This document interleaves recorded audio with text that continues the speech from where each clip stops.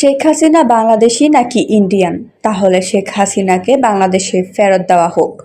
পশ্চিমবঙ্গের সরকার বলছে হিন্দুরা এখানে আসতে পারবে বাংলাদেশে অনুপ্রবেশ করে। তাহলে শেখ হাসিনা কি বাংলাদেশি না? এমনটাই প্রশ্ন তোলেন জাতীয় নাগরিক পার্টির মুখ্য সংগঠক নাসিরউদ্দিন পাটোয়ারি। ব্রাহ্মণবাড়িয়ার কসবা সীমান্তে ভারতীয় সীমান্তরক্ষী বাহিনীর গুলিতে নিহত কলেজ ছাত্র মোহাম্মদ মোরসালিনের কবর জিয়ারত শেষে তিনি এই প্রশ্ন করেন। নাসিরউদ্দিন পাটোয়ারি বলেন, আমরা সরকার গঠন করলে সীমান্তবর্তী এলাকায় অনেকে রোড বানায়।